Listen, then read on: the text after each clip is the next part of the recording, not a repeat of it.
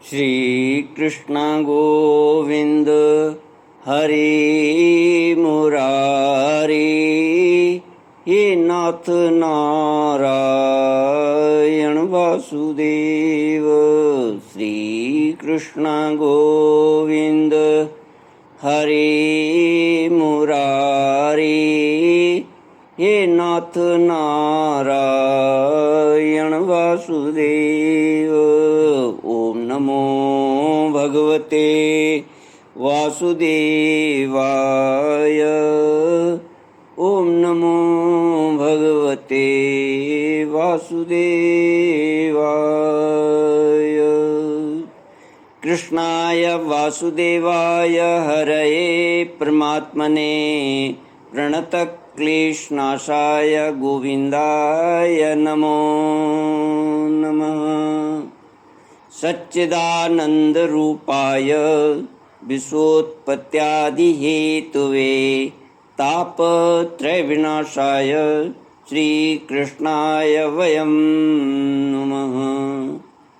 सच्चित आनंद स्वरूप परमात्मा जो सृष्टि के उत्पत्ति, पालन और संहार करता है तथा जीवों के आध्यात्मिक आदि दैविक आदि भौतिक तापों को नष्ट करने वाले हैं, अर्थात जीवों के मानसिक शारीरिक और भौतिक दुखों को दूर करने वाले हैं, उन श्री कृष्ण भगवान को हम नमस्कार करते हैं। श्री कृष्ण गोविंद हरि मुरारी, हे नाथ नारायण वासुदेव।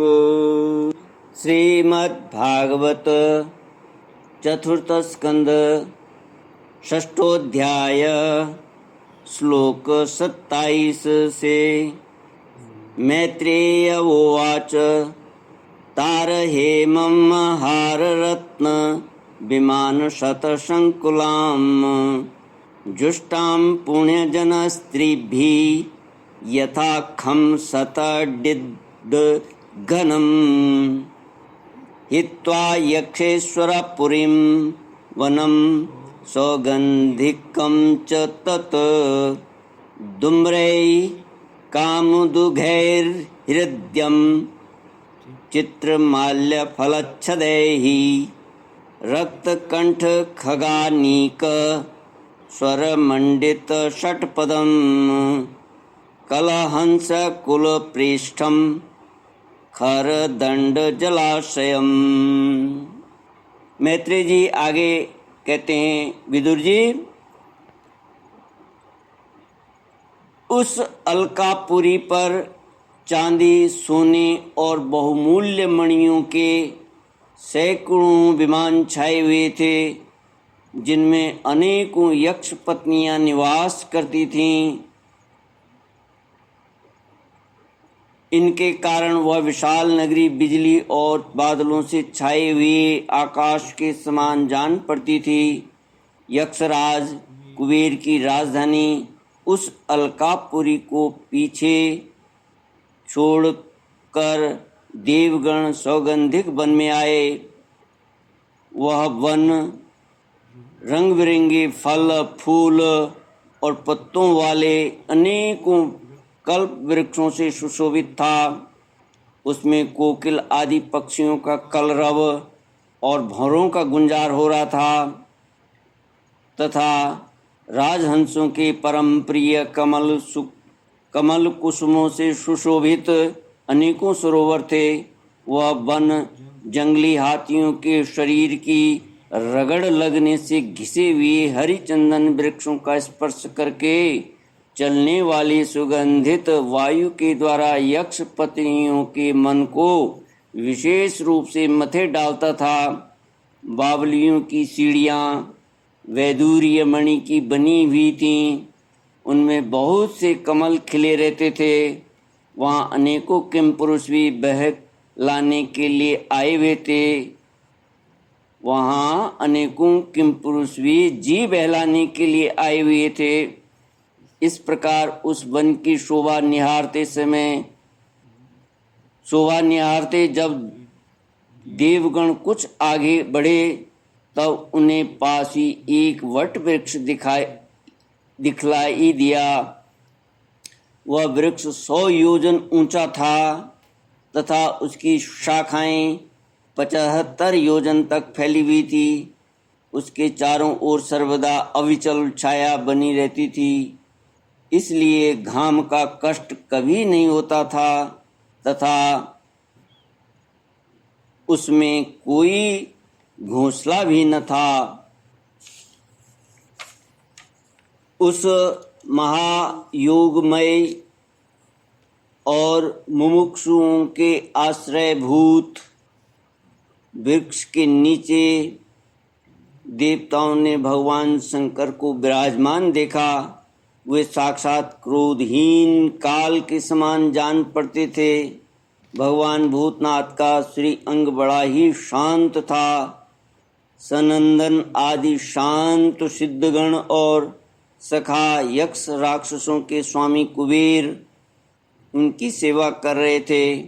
जगतपति महादेव जी सारे संसार के सुहृद हैं, स्नेहवश सबका कल्याण करने वाले हैं। वे लोक हित के लिए ही उपासना, चित्त की एकाग्रता और समाधि आदि साधनों का आचरण करते रहते हैं। संध्याकालीन मेघ की सी कांति वाले शरीर पर वे तपस्वियों के अभीष्ट चिन्ह, भस्म, दंड, जटा और मृग चर्म एवं मस्तक पर चंद्रकला धारण किए हुए थे। वे एक कुशासन पर बैठे थे और अनेकों साधु श्रोताओं के बीच में श्री नारद जी के पूछने से सनातन ब्रह्म का उपदेश कर रहे थे। उनका बायां चरण दाईं जांघ पर था। वे बायां हाथ बाएं घुटने पर रखे कलाई में रुद्राक्ष की माला डाले तर्क मुद्रा से मतलब तर्जनी को अंगूठे से जोड़कर अन्य अंगुलियों को आपस में मिलाकर फैला देने से जो बंध सिद्ध होता है उसे तर्क मुद्रा कहते हैं।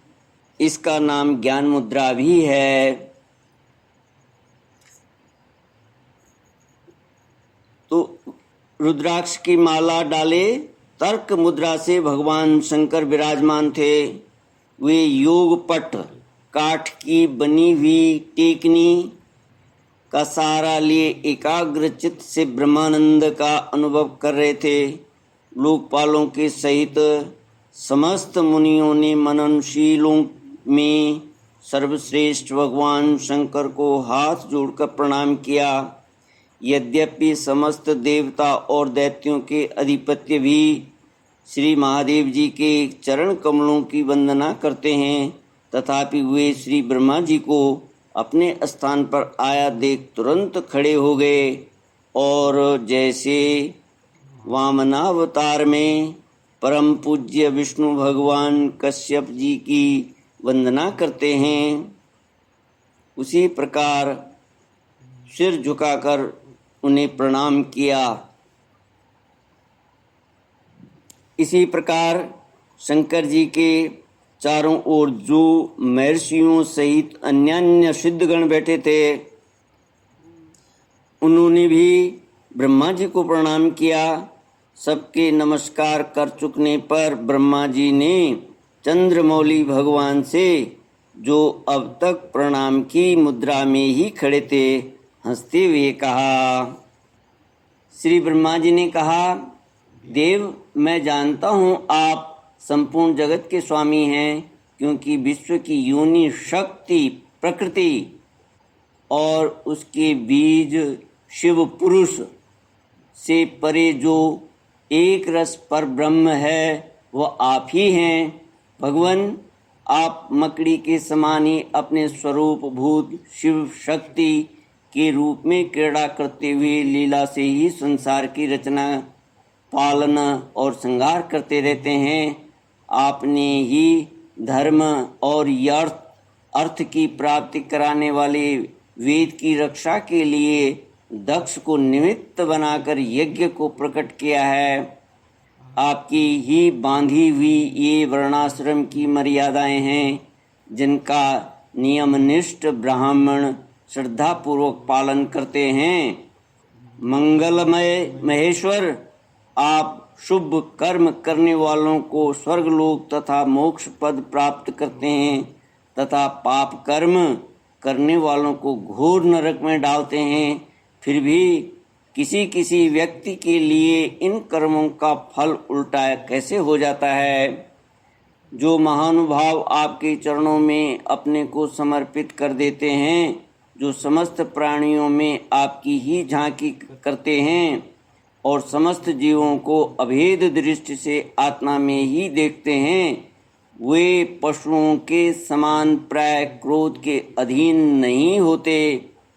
जो लोग भेद बुद्धि होने के कारण कर्मों में ही आसक्त हैं, जिनकी नीयत अच्छी नहीं है, दूसरों की उन्नति देखकर जिनका चित्त रात दिन कुढ़ा करता है, और जो मर्म भेदी अज्ञानी अपने दुर्वचनों से दूसरों का चित्त दुखाया करते हैं, आप जैसे महापुरुषों के लिए उन्हें भी मारना उचित नहीं है, क्योंकि वे बेचारे तो विधाता के ही मारे हुए हैं। देव भगवान कमलनाभ की प्रबल माया से मोहित हो जाने के कारण यदि किसी पुरुष की कभी किसी स्थान में भेद बुद्धि होती है, तो भी साधु पुरुष अपने पर दुख का तरफ स्वभाव के कारण उस पर कृपा ही करते हैं।